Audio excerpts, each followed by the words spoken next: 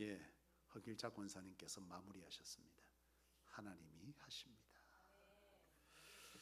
네,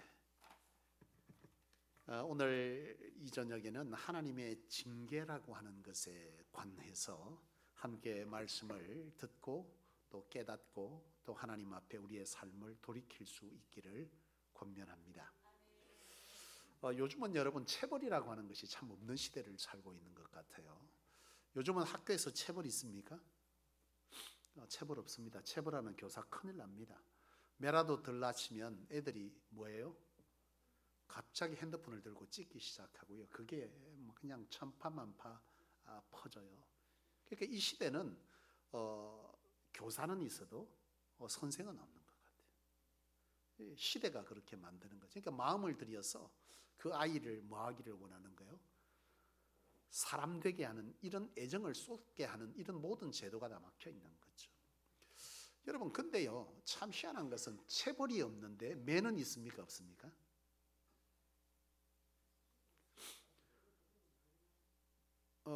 타인은 안 되는데 부모가 체벌을 하지 않는데 매는 됩니다.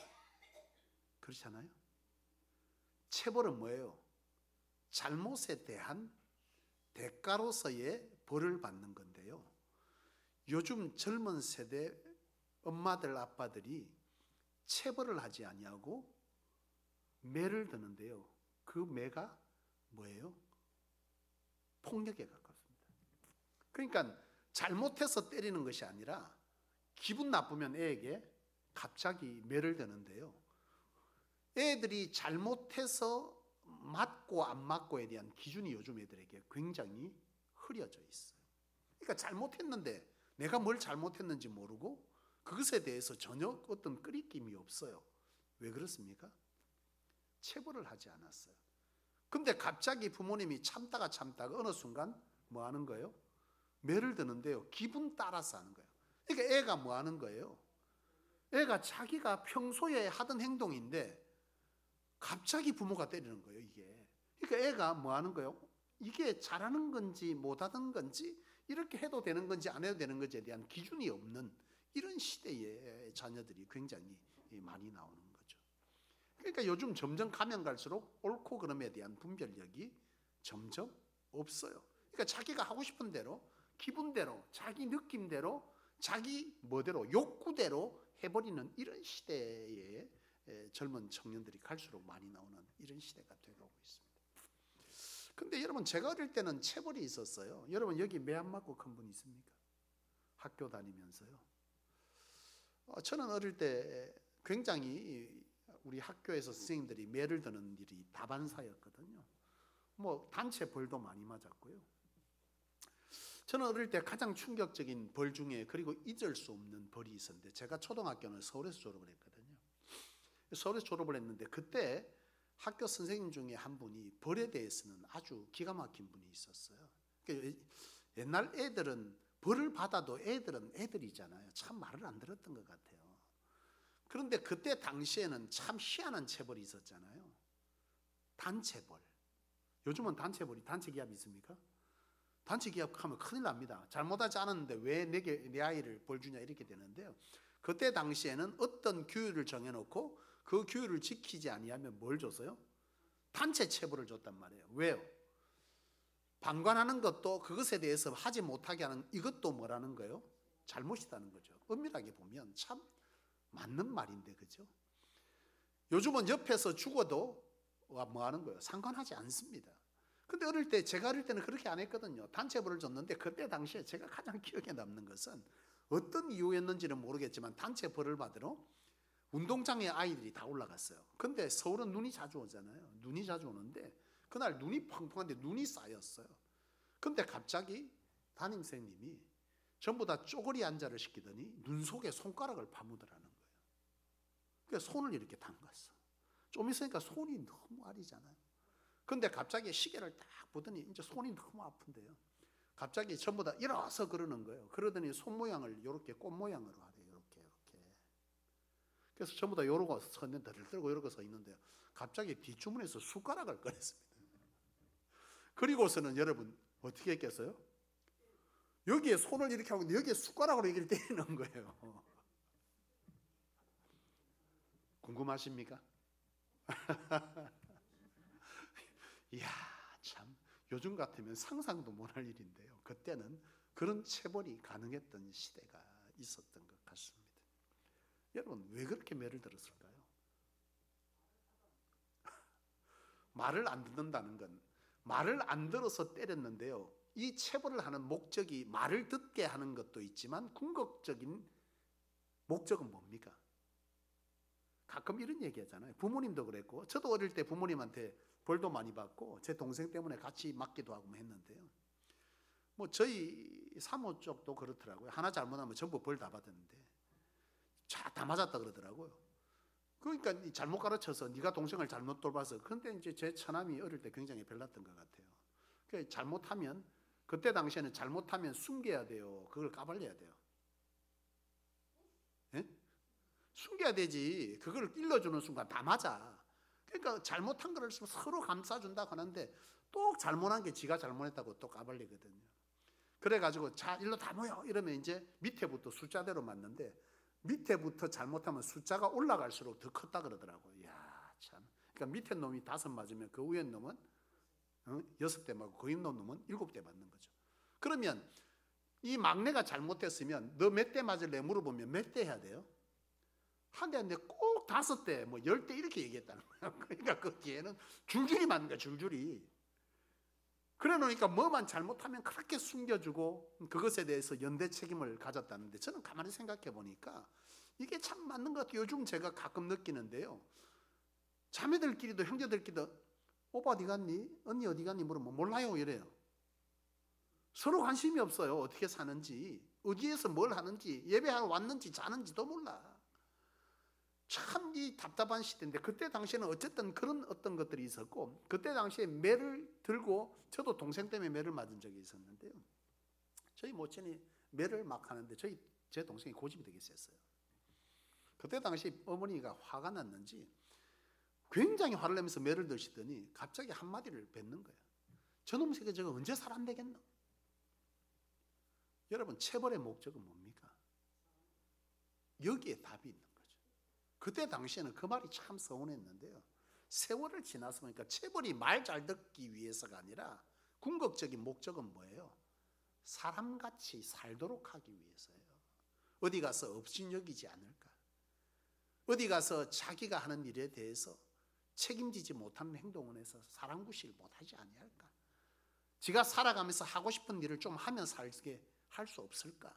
여러분, 이게 궁극적으로 체벌의 뭐예요? 목적인 거죠. 그 당시에 뭐 줄 서는데 뭐 줄 안 섰다, 이것 때문에 벌 받는 게 어지럽혔다, 뭐 밑에 종이 던졌다, 이게 종이 던져서 맞는 거지만 사실은 그런 행동들을 통해서 이놈이 나아가서 좀 더 사람답게 가치 있게, 어디 가서 자기 소리 낼 때 사람들이 귀 기울여줄 어떤 영향력이 있게, 자기가 살아가면서 하고 싶은 일을 좀 하며 살고 남에게 좀 더 선한 영향력을 끼칠 수 있는 인생으로 살아가도록 할 어떤 목적을 가지고 체벌한 거 아니에요. 저 종이 버리는 놈이 남에게 이롭게 살겠어요? 안 된다는 거야. 너 남한테 뭐 하는 거야 지금? 너 종이 버렸지만 이 장소는 공동으로 쓰는 자리야. 너 이거 버린 거, 너 장차 이렇게 살다가는 남에게 또 크면서도 이런 짓 한다 안 한다? 한다는 거죠. 그러니까 너 그거 버리지 마. 너 사람들에게 이롭게 하지 왜 사람들을 해롭게 하는 짓을 하는 거야? 너 언제 사람 될 거야? 여러분, 체벌의 목적은 바로 이처럼 뭐 하는 거예요? 잘못했기 때문에 매 맞아야 된다가 아니라 매 맞는 목적은 바로 사람답게 사는 거예요. 잘되게. 이게 체벌의 목적인데요. 여러분, 참 성경을 보면 하나님께서 하나님의 백성을 체벌하셨을까요? 안 하셨을까요? 네? 하나님도 체벌하셨어요. 지금 이 시대가 그러하지만 저는 체벌은 반드시 필요하다고 생각합니다. 물론 손으로 때리는 게 이런 거 안 되고요. 잘못에 대해서는 그 잘못을 뭐하고 스스로 깨닫고, 아, 잘못의 기준은 이런 거구나, 이런 행동을 하면 책임을 져야 되는 거구나, 아, 이런 행동을 잘한 거니까 이런 행동은 상을 받는 거구나, 이 상을 받으니 모든 사람들에게 뭐 사랑을 받는 거구나, 아, 살아가면서 내가 이렇게 살아가야 되는 거구나. 여러분 이런 기준이 없고 오로지 학습의 목적은 뭐예요? 수능, 대학, 취업, 잘 먹고 잘 사는 거. 여러분 이것이 지금 이 시대의 교육이 되어져 버렸거든요. 참 안타까운 거죠. 그런데 성경을 보면 이 성경에 하나님께서 하나님의 백성들을 체벌한 게 곳곳에 있어요. 여러분 출애굽기에 보면 하나님께서 이스라엘 백성들을 가나안 땅으로 인도해 가실 때에 이스라엘 백성들이 가장 강력한 범죄를 어떻게 저질렀어요? 금신상을 만들었잖아요. 모세가 어디에 올라갈 때, 시내산 올라갈 때 금신상 만들었어요. 하나님이 뭐라 그랬어요? 하나님 외에 다른 신을 섬기지 말 것. 우상에 관해서는 하나님이 정말 싫어하시는 건데요, 우상을 만들었어요. 이것으로 인해서 어떤 일이 벌어졌습니까? 하나님께서요 체벌하셨거든요. 이 일로 3,000명이 죽습니다. 불뱀이 나와가지고요 3,000명이 죽고요, 노뱀을 들어서 하나님께서 보라 했는데 본 사람은 산다 했어요. 모든 사람이 봤는지 안 봤는지 참, 본 자는 다 뭐 했다고 기록합니까? 살았다 그랬어요. 그럼 여기 3,000명이 죽었다는 건 뭐 했다는 거예요? 안 봤다는 거거든. 본 자는 살리라, 3,000명이 죽었다. 그러면 3,000명이 믿었다 안 믿었다? 안 믿은 거예요. 자기 잘못을 뉘우치지 않았다는 거예요. 체벌하셨어요. 하나님. 여러분 가나안 정탐 사건 때 하나님의 언약의 말씀을 주셨습니다. 너희는 적과 꿀이 흐르는 땅을 뭐 할 것이다?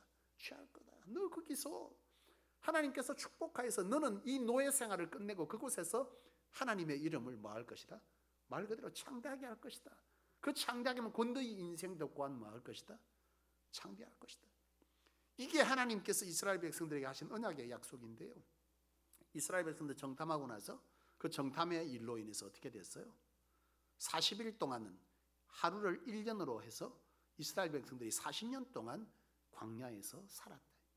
체벌했습니까? 안 했습니까? 체벌했습니다. 여러분 호세아 시대나 예레미야 시대나 예수님의 시대에도 이런 일들은요 비일비재하게 성경 속에 기록되어 있어요. 하나님도 분명히 잘못한 거에 대해서는 뭐 하더라는 거예요? 체벌한다는 거예요. 여러분 왜 체벌하십니까? 하나님이 체벌의 목적은 뭘까요? 그러면 똑같습니다. 오늘 본문을 여러분 다시 보십시오. 오늘 본문은요 그것에 관해서 굉장히 자세하게 기록하고 있죠. 12장 5절, 또 아들들에게 권하는 것 같이 너희에게 권면하신 말씀도 잊었도다 일렀을 때 내 아들아 주의 징계하심을 경히 여기지 말며 그에게 꾸지람을 받을 때 낙심하지 마라. 6절에 주께서 그 사랑하는 자를 징계하시고 그가 받아들이시는 아들마다 채찍질하심이라 하였으니 그 뒤에 너희가 참으면 징계를 받기 위함이라. 하나님이 아들과 같이 너희를 뭐한다? 대우하시나니 어찌 아버지가 징계하지 않는 아들이 있겠느냐. 왜 징계합니까? 10절 말씀 시작. 그들은 잠시 자기의 뜻대로 우리를 징계하였으니야 오직 하나님은 우리의 유익을 위해서 그의 거룩하심에 참여하게 하신다. 징계의 목적 8절, 징계는 다 받는 것이거늘 누가? 하나님의 아들로 대우받는 자는 다 받는 것이거든. 너희에게 만약에 이런 징계가 없으면 너희는 뭐다? 사생아다, 아버지가 없는 자다. 하나님의 아들이 아니라는 거예요. 그러니까 하나님께서 우리에게 징계하시는 거, 우리는 그래요. 하나님의 사랑이시잖아요. 우리가 뭘 잘못하든지 간에 그냥 봐주셔야 되는 거 아닙니까? 그렇게 말하지만 하나님은 징계하시더라는 거예요. 그 징계를 하나님 왜 하십니까? 라고 물을 때 오늘 이 말씀은 뭐라고 말하는 거예요? 사랑하는 아들들아, 내가 너희를 징계하는 것은 너희가 내 뭐라는 거예요? 사생아가 아니라 아들이기 때문에, 자녀이기 때문에 내가 너희를 징계하는 것이다. 근데 징계하는 목적은 너희에게 뭘 주기 위해서? 유익을 주기 위해서. 유익은 어떤 유익이요? 무슨 유익입니까? 여러분 하나님의 백성의 삶 가운데 생명의 축복, 그죠? 생명력 있는 축복. 이 축복은 무엇으로만 가능합니까? 하나님과의 교제로만 가능합니다. 하나님과의 관계 형성이 되어 있는 이 교제, 동행, 함께하심, 이런 자의 삶 속에 하나님의 뭐가 나타나요? 함께하심의 역사, 생명력 있는 역사가 나타난다고요. 그런데 죄를 지었어요. 범죄하였다는, 여러분 죄가 뭡니까? 도적질했다. 이 도적질했다라고 하는 이것은 궁극적으로 무엇 때문에 이런 일이 벌어지는 거죠? 하나님과의 관계가 끊어져. 죄는 하르마티아, 하나님에게서 벗어나는 모든 것들은 다 죄인데 하나님에게서 벗어나면 우리의 삶에 뭐가 나타나는 거예요? 이런 행동들이 나타난다는 거예요. 그러니까 여러분 보세요. 하나님께서 이와 같이 징계하는 것은 유익을 위함이다. 무슨 유익? 돌이켜서 하나님과의 관계를 회복하는 것. 그것이 곧 너희에게 축복 있는 삶이 되기 때문에 바로 이런 징계를 하신다. 이 얘기를 오늘 본문은 기록하고 있습니다. 자, 그렇다면 여러분, 이처럼 하나님께서 징계하는 이유는 자녀이기 때문에 징계한다. 두 번째는 우리를 뭐 하기 위해서? 잘되게 하기 위해서, 유익을 주기 위해서, 하나님의 거룩한 자의 삶을 살아서 너희의 삶에 하나님의 놀라운 축복의 생명력이 넘치게 하기 위해서 하나님은 너희를 뭐 한다는 거예요? 징계한다는 거예요. 그런데 여러분, 이 시간 우리가 알아야 될 것은 뭐냐면 우리는 징계라고 하면 어떤 생각을 합니까? 하나님이 징계를 받다, 우리의 삶에 징계가 나타났다라고 하면 우리는 보통 뭘 해요? 사업이 망했다, 병들었다, 자식이 뭘 피해를 입었다, 손해를 봤다, 죽었다, 이런 것들만 우리는 뭐 하는 거예요? 하나님께서 우리에게 준 징계라고 생각해요. 그런데 성경은요 그렇지 않습니다. 하나님의 징계는요 굉장히 다양하다는 거예요. 이걸 우리가 알아야 돼요. 우리는 보통 우리에게 내가 하나님께 범죄를 하고 살았는데 내가 지금 하나님과의 교제를 잘 하고 있지 않는데 내 삶에 아무런 문제가 없네, 사는 것도 괜찮네, 그럼 나는 여전히 지금 하나님의 사랑을 받고 있네, 나는 지금 하나님의 징계 아래 있지 아니하네, 이렇게 생각하지만 아닙니다. 여러분, 지금부터 성경을 찾으십시오. 성경을 찾아서 하나하나 보시면 압니다. 자, 이사야 1장 15절 말씀을 한번 찾아보십시오. 이사야 1장 15절.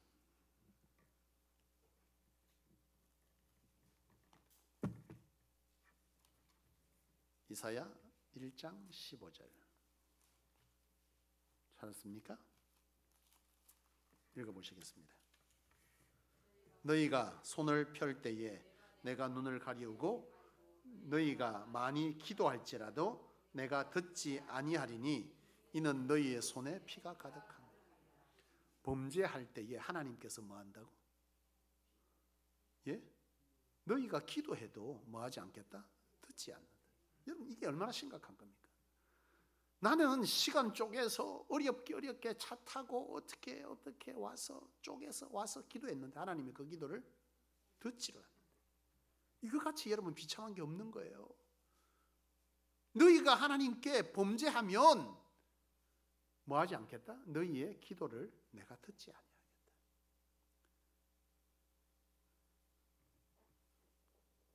이 시대에 참 안타까운 게 뭐냐면 한국 교회에 이게 유독 심합니다. 샤만적 신앙. 샤만이 뭐예요? 우리 조상들이 했던 거 뭡니까? 정한수 뜨는 거, 비는 거, 내 삶을 개차반으로 살든 뭐 하든 그런 거 필요 없고 내가 뭔가 필요한 게 있으면 뭐 하는 거예요? 뭐 조상신이든 아니면 그 동네에 600년 나무에 가서 빌든 그런 어떤 신령하게 여겨지는 달도 해도 다 그때 신령하게, 특별히 다른 신령하게 여겨졌는데요. 그런 것들 앞에 뭐 하는 거죠? 물을 떠놓고 거기다가 뭐 하는 거예요? 빕니다. 그러면 뭐 한다고 믿었던 거예요? 이루어진다고 믿었던 거예요. 이게 지금 그대로 우리에게도 통한다는 거예요. 내가 하나님과의 관계가 엉망이 됐고 사는 게 막 다 엉망되는데 오로지 지금 뭐만 하면 된다는 거예요? 필요한 걸 와서 빌기만 빌면 이 문제 해결된다라고 생각하는 거예요. 근데 성경은 아니다. 지금 한국 교회가 왜 이렇게 심각한 줄 아십니까? 하나님께서 말씀하신 말씀대로 신앙하지 않습니다. 과거에는 하나님의 말씀이 성도들에게 들려졌는데 이제는 들려지지 않아. 왜? 우리의 삶에 죄가 관영해서인데요. 뒤에 나옵니다. 자, 두 번째 봅시다. 요한계시록 2장 5절. 요한계시록 2장 5절입니다.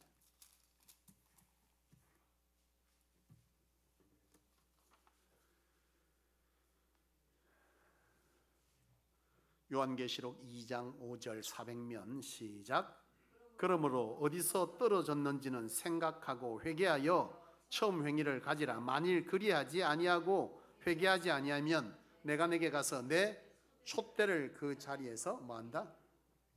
하나님의 임재가 뭐한다는 거예요? 거두어진다는 뜻입니다. 촛대를 옮긴다. 여러분, 하나님의 임재가 우리의 삶에 끊어지면 그 다음부터 뭐 하는 거예요? 끝나는 거예요. 하나님이 함께 하심이 없어지면 우리는 이때부터는 뭐 하는 거예요? 막연한 종교 생활하지만 하나님이 나와 함께하는 그 어떤 생명력 있는 역사는 내 삶 가운데 뭐 한다? 끊어진다. 아무런 역사도 일어나지 않습니다. 이게 하나님께서 촛대를 옮긴다는 뜻입니다. 굉장히 무서운 말이죠. 아모스 8장 11절에서 12절.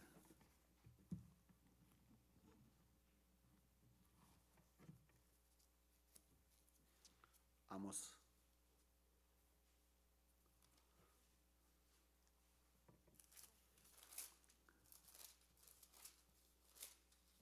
아모스 8장 12절 말씀. 구약성경 1283 시작.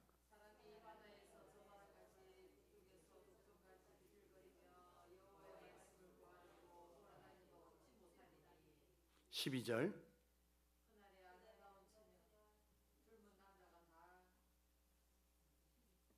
12절. 8장 11절 12절 시작.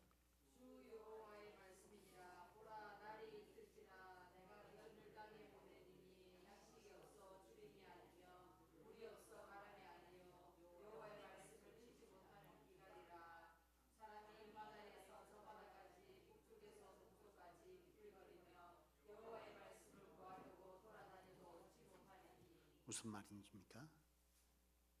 하나님의 말씀이 뭐한다? 끊어진다. 말씀의 기근이 일어난다. 너희가 먹을 것이 없는 기근이 아니라 말씀의 기근이 일어난다. 이 말은 뭐예요? 영적으로 가려진다는 뜻입니다. 여러분, 우리가 말씀에 충만하게 되면 우리의 삶 가운데, 우리의 행위 가운데 나타나는 특징이 있습니다. 말씀에 충만하면 두려움, 근심, 불안 이런 것들이 있습니까? 없습니다. 평안, 기쁨, 희망, 소망, 즐거움 이런 것들이 나타나잖아요. 말씀이 사라지면 뭐 하는 거예요? 내가 신앙을 하고 기도를 하고 뭔가를 하는데도 계속 불안한 거예요. 왜? 하나님의 언약이 우리를 뭐하지 못하기 때문에, 붙들지 못하니까. 하나님 말씀이 내 안에 없는 거예요. 들어도 다 그렇게 돼버린다는 거예요. 이사야 5장 5절 찾아보겠습니다.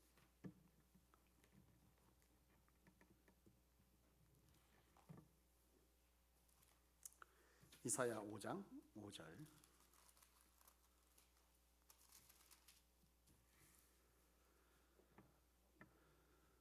시작. 이제 내가 내 포도원에 어떻게 행할지를 너희에게 이르리라. 내가 그 울타리를 걷어 먹힘을 당하게 하며 그 담을 헐어 짓밟히게 할 것이며. 하나님의 보호하심의 울타리가 뭐한다? 거두어진다. 하나님이 보호하지 아니하시면 하나님의 백성이, 하나님이 구름기둥, 불기둥, 여러분 만나와 메추라기 이런 인도하심이 우리의 삶 가운데 끊어지면 우리의 삶이 얼마나 피폐해지겠어요. 이런 일들이 너희에게 뭐 할 것이다? 일어난다. 여러분, 이사야 시대, 지금 아모스 시대 다 이런 일들이 하나님으로부터 일어났던 것을 이렇게 기록한 거거든요. 여러분, 마태복음 13장 14절 15절 한번 찾아봅시다. 마태복음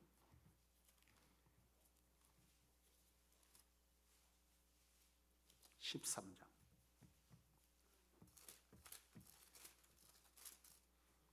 마태복음 13장 14절 15절 시작. 듣기는 들어도 깨닫지 못할 것이요 보기는 보아도 알지 못하리라.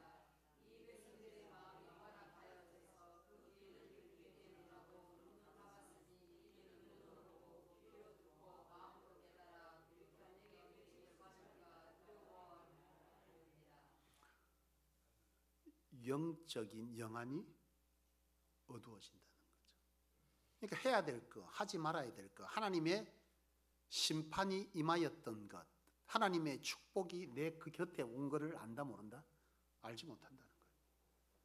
하나님의 축복이 내 지금 손끝까지 왔는데 이것만 잡으면 되는데 이것도 몰라. 내게 위험이 도사리고 있는데 지금 발목 한 발짝만 잘못 뛰면 큰일 나는 인생의 찰나가 왔는데 우리의 영안이 어두우면 이걸 뭐 한다는 거예요? 알지 못한다는 거예요. 이런 일들이 너희 삶 가운데 뭐 한다는 거죠? 일어날 것이라는 거죠. 누가복음 19장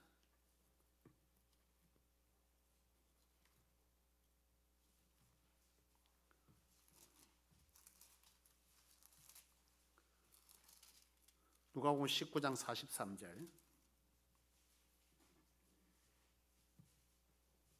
44절 누가복음 19장 43절 44절 시작. 날이 이를지라 내 원수들이 토둔을 쌓고 너를 둘러 사문으로 가두고 또 너와 및 그 가운데 있는 내 자식들을 땅에 메어치며 돌 하나도 돌 위에 남기지 아니하리니 이는 내가 보살핌을 받는 날을 잊지 못함을 인함이니라 하시니라. 뭐라는 거요? 멸망과 비참이 시작된다는 거. 이게 내 삶뿐만이 아니라 뭐요? 후손들에게까지도 그 일들이 일어날 것이다. 하나님은 분명 말씀했죠. 천대까지 복을 주신다. 여러분, 이런 하나님의 축복은요, 우리 한 대로 끝나는 게 아니고 하나님의 징계는 우리 한 대로 끝나는 게 아니에요. 그래서 굉장히 우리의 신앙의 모습은 중요하다는 거죠. 로마서 1장 28절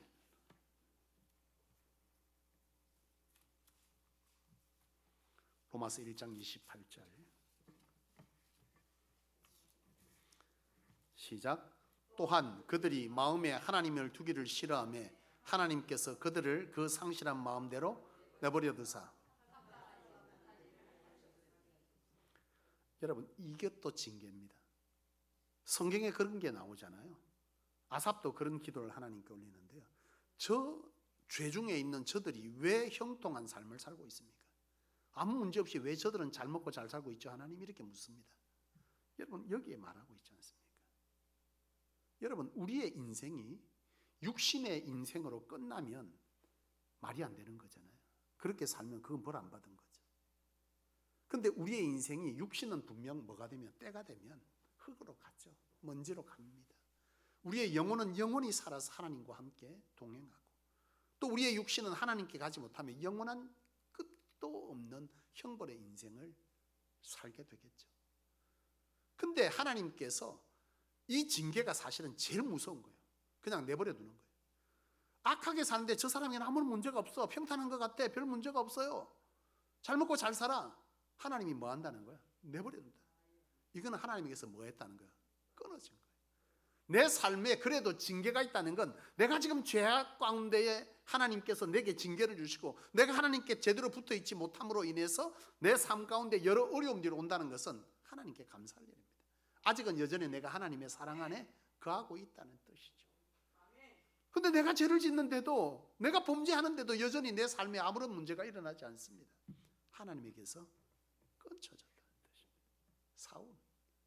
여러분, 끊쳐지는 건 무서운 거죠. 근데 끊어졌는데 아무런 문제가 없어 보입니다. 그러나 그 마지막은 어디서? 영원한 영혼의 세계.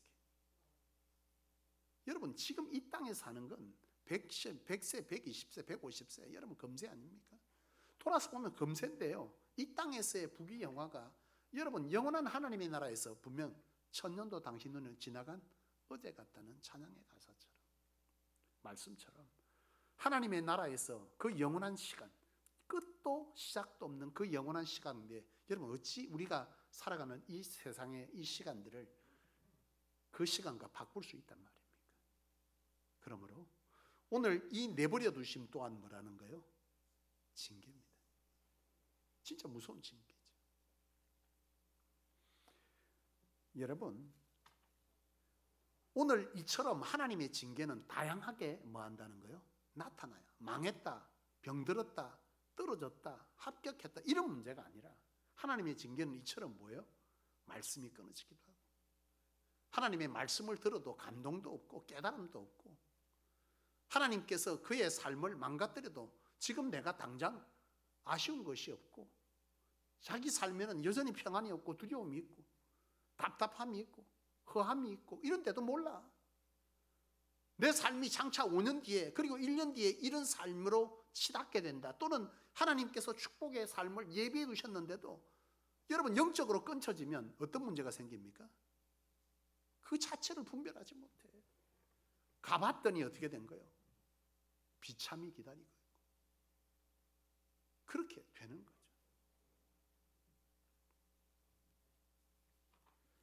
여러분, 오늘 우리는 이처럼 하나님께서 우리를 징계하신다는 것을 잊지 말아야 하는데, 징계의 목적은 뭐예요? 돌이킵니다. 돌이켜서 뭐 하라는 거예요? 하나님께로 돌아오라. 그것만이 너희가 하나님 안에서 뭐 한다는 거예요?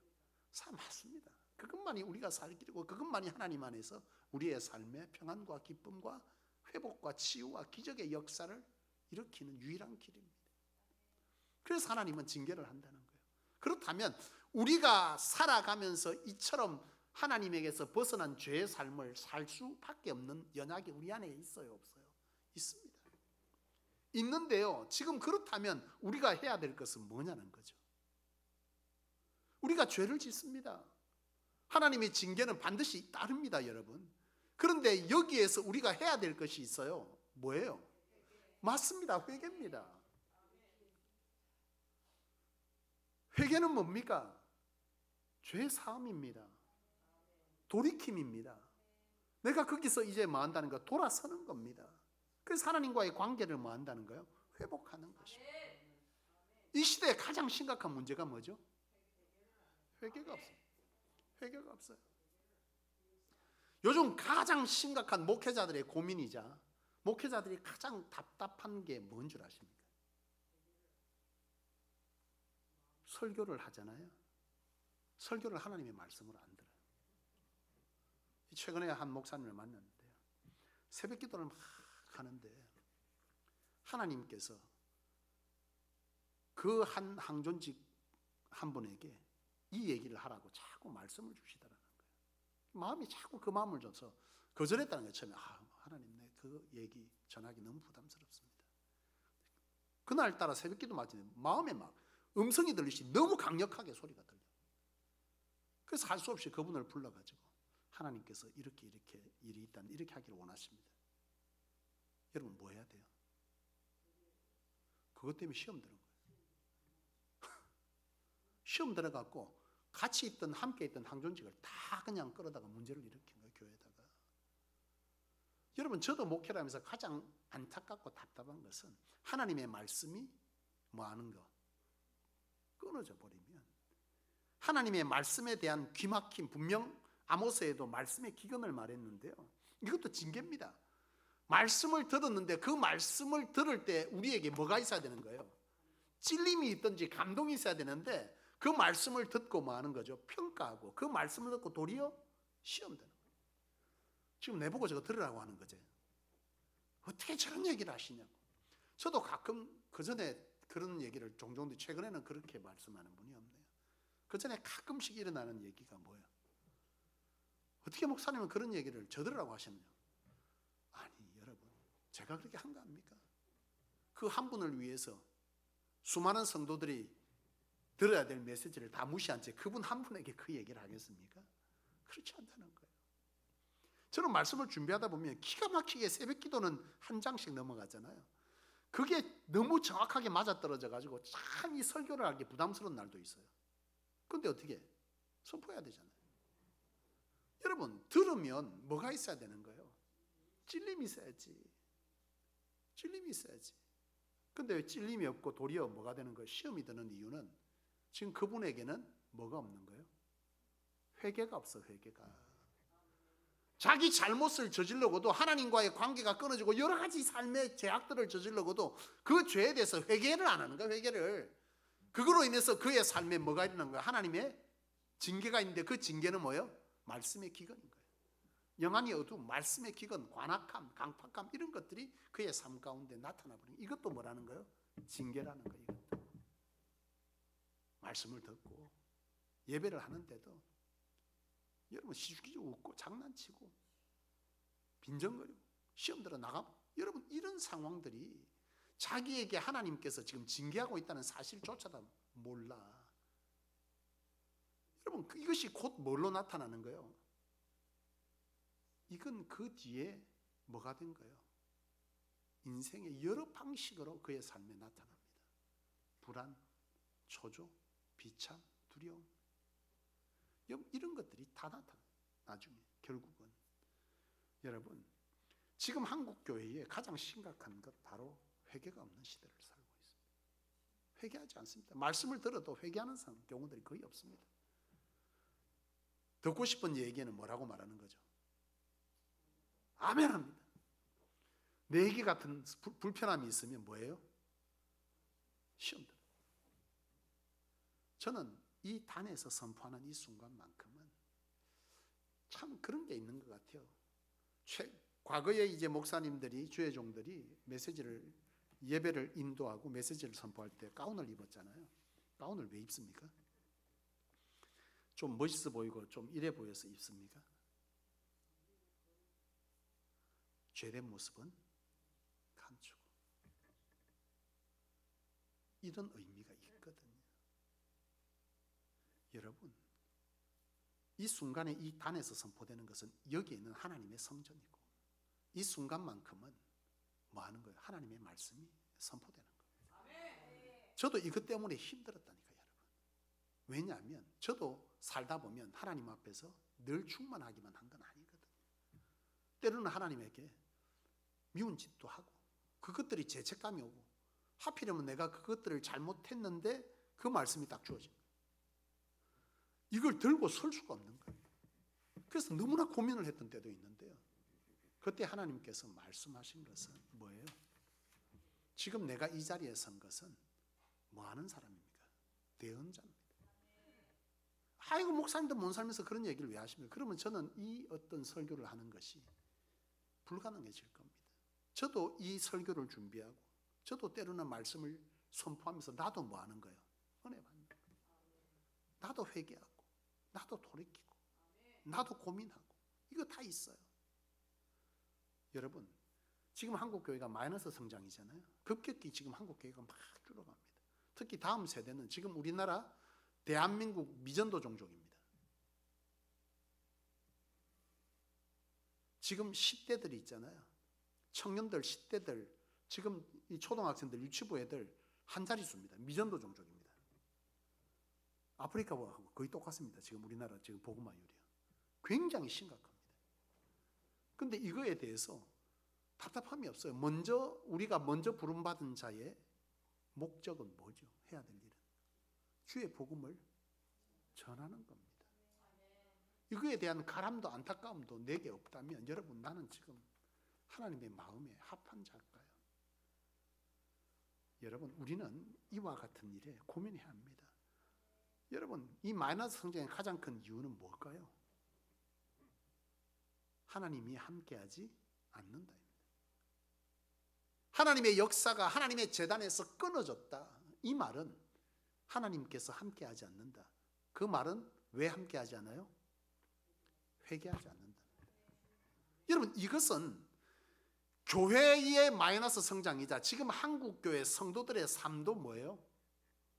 간증할 거리가 별로 없어요. 하나님의 역사가 별로 없습니다. 간증할 거리가 없어요. 여러분, 1907년 이 대한민국에 대부흥운동이 일어났습니다. 그죠? 여러분, 조금만 찾아보면 나옵니다. 한국 기독교 역사를. 1907년에 대부흥운동이 된 거, 한국교회가 막 기하급수적으로 성장하는데요, 그때 여러분, 여기 연세 조금 있는 분들은, 나이 조금 있는 분들은 다 기도원가 와서 그런 간증들이 그때는 끊이지 않았습니다. 기적의 역사가. 사업하던 분들이 마지막 바이어를 만나러 가 있는데 하나님 예배 시간이라고 안 가고 있는데, 그거 여러분 하나님께서 하셨다, 그런 기적 같은 얘기가 그때는 막 있었어요. 지금은 그런 거 두려워서 못 합니다. 아이고, 그건 아니죠. 하나님보다 이성이 판치는 시대를 지금 살고 있잖아요.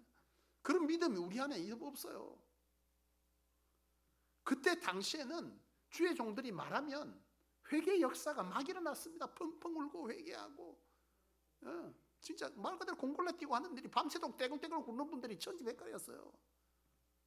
그때 당시에 부흥사였던 목사님들이 말도 얼마나 거칠게 했습니까? 그렇잖아요.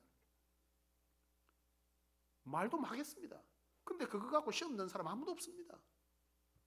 그게 중요한 게 아니라 그때 당시에 왜 그렇게 말을 거치게 하는 거예요? 겉은 멀쩡해도 속은 그렇다 이거야. 그러니까 막말을 막 해버린 거예요. 겉은 멀쩡해가지고 그럼 막 쌍욕을 막았던 거예요. 똑바로 정신 차리라고. 그런데도 그때 펑펑 울고 공골라 뛰고 기적의 역사가 있고 치유의 역사가 있고 무너졌던 사업장이 일어나고 이런 간증들은요 이루 말할 수 없었습니다. 새벽 기도라고 산을 하나씩 넘는 일도 비일비재했고요, 성도들이. 그래도 그렇게 신앙했다고. 지금 한국교회가 왜요? 회개 역사가 1도 없어요. 회개는 안 하고 뭐만 하는 거예요? 계속 강구만 합니다. 강구만. 하나님과의 관계는 해결하지 않은 채 그냥 신앙적, 종교적 열심만 드리고 있는 거예요. 이게 여러분 아무런 역사를 일으키지 못한다니까 여러분. 이게 결국은 한국교회의 뭐가 된 거예요? 마이너스 성장이 됐는데 이 교회 성장과 성도들의 삶의 성장은 뭐한다? 연결되어 있다는 거예요. 비례한다는 거예요. 하나님의 교회가 부흥된다는 말은 하나님의 역사가 하나님의 교회 가운데 성도들 가운데 뭐하다는 거예요? 충만하다는 뜻입니다. 따라서 오늘 저와 여러분들에게 필요한 것은 뭐라는 거예요? 죄를 짓지 않고 사는 것도 필요하지만 우리는 연약하여서 죄를 지을 수밖에 없는 연약을 갖고 있어. 그런데 하나님께 감사한 것은 그럼에도 불구하고 우리에게 징계가 나타나겠지만 이 징계를 끊고 우리가 다시금 하나님의 동행 역사하심 안에 살기를 원하도록 열어준 것은 회개라고 하는 것을 줬다는 거죠. 이것이 우리 안에 일어나지 않는 이상 여러분들의 삶들은 여러분들이 아무리 노력해도 여러분들이 노력하지 않고 지금 사는 거에 만족할지 몰라도 어쩌면 여러분 돌아서서 좀 있으면 여러분들의 삶의 문제들이 터지고 여러분 이가는 날이 온다니까. 여러분 이런 일들을 우리의 삶 가운데 일어나지 않도록 하는 것이 하나님이 우리에게 징계하는 이유인 줄로 믿습니다. 사랑하는 여러분 그렇습니다. 하나님은 우리를 진짜 사랑하세요. 사랑하셔서 때로는 우리의 삶에 뭐 한다는 거예요? 어려움도 주고 고난도 줍니다. 그런데 그때에 오늘 내가 돌아봐야 될 것은 뭐라는 거예요? 내가 지금 하나님 앞에 잘 서 있나? 하나님의 말씀에 귀 기울이고 그 말씀대로 내가 회개함이 있느냐? 결단이 있느냐? 하나님과 어떻게 해서든 교제하고자 사는 그런 삶이 있느냐? 라고 하는 이런 우리 안에 뭐가 있어야 되는 거죠? 돌아봄과 또 성령이 우리에게 말씀하실 때 그것을 가지고 깊이 뉘우치고 하나님께 다시금 결단하고 회개하고 하나님께 나아가는 이런 일들을 할 때 우리의 삶의 징계는 뭐하고 끝이 나고 하나님께서 우리와 함께 해주는 놀라운 역사들이 우리 안에 있게 되는 것입니다. 종교적 열심을 버리고 하나님 안에서 사랑하여서 하나님을 예배하고 사랑해서 하나님께 드리고 사랑해서 그 하나님을 더욱더 찬미하는 삶으로서 그리스도의 거룩한 비전에 우리의 삶을 드리는 이런 삶이 있어야 이게 진짜 하나님의 복 있는 인생입니다. 여기 있는 모든 성도님들 그런 삶을 살 수 있게 되길 주의 이름으로 축원합니다. 기도하겠습니다.